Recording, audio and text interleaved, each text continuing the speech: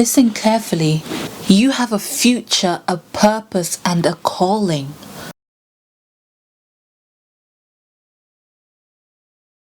Hello and welcome back to the Father's Heart channel.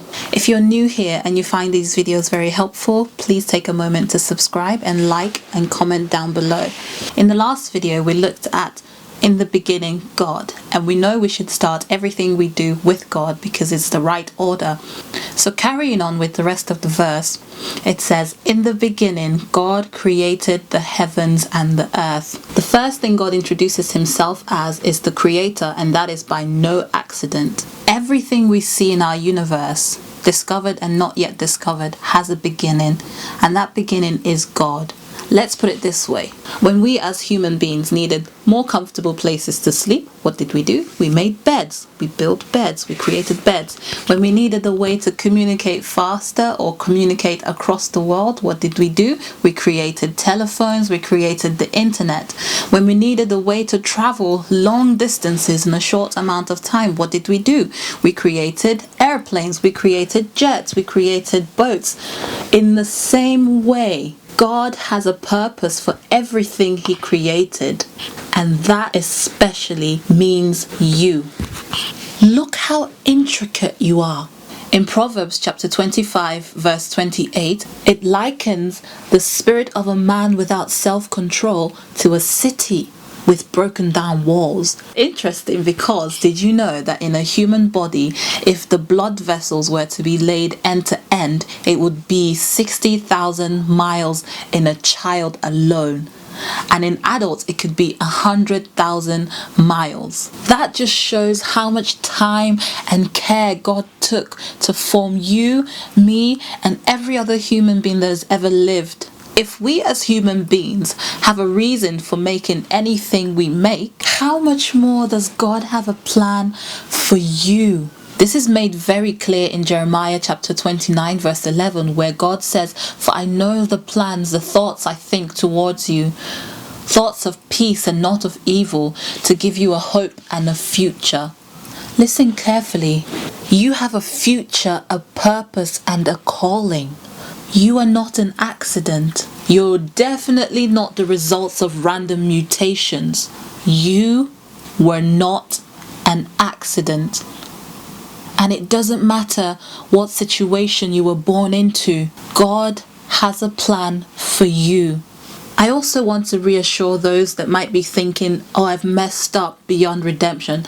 No, you have not. God the Creator is still creating. Doesn't matter if you're 86, 96, on your last breath, you can be new. That's why he introduced himself as the creator, because he has never stopped creating, and he can make you new even in that last moment. You just have to submit, repent, and ask him to save you, and you would be a new creation. All the old things in that instant will be passed away, and everything will be made new.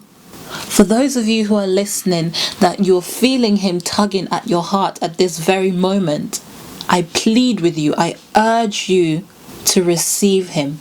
Make a decision to turn away from evil and turn to the Lord. Believe in your heart that Jesus is Lord and God raised him from the dead, and then confess that, speak that out, and you will be saved. You will be a new creation. So make that decision today. Do it now, because you're not guaranteed another opportunity.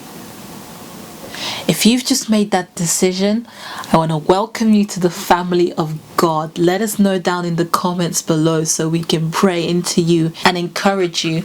And I personally, on a tangent, I can't wait to see all the new things that God will keep on creating, because once we move into eternity with him, he's not going to stop creating. And this is a joy and a hope that I personally want to see. I want to live it, not just see it. I want to live it. I want to be there. And I know I'm going to be there. And if you've just received Jesus in your heart and confessed with your mouth that he is Lord, you also will be there too. And for all of us who have been walking with the Lord for a while, let's remember that God can create new things in your life, new avenues, new dreams, new hopes. Thank you so much for watching. Thank you for allowing me the opportunity to share a little piece of the Father's heart. If you like this video and it has ministered to you, please take a moment to like it down below. And if you'd like to, please subscribe and click the notification bell. Lastly, I would like to ask you, what's your favorite thing that God has created?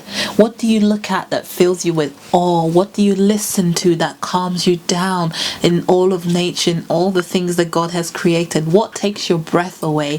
Share it down below, comment down below. Let's rejoice and marvel together at what our Father has made, what our God has created. Until next time, God be with you.